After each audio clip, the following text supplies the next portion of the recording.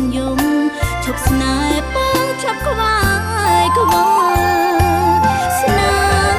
ហាត្រូវការទឹកភ្នែក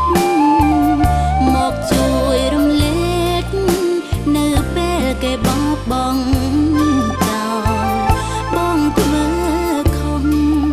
បងថាមិនចង់ដេញដោលបែរដល់នៅជាប់ស្រមោលត្រហូយំមិនជប់សោ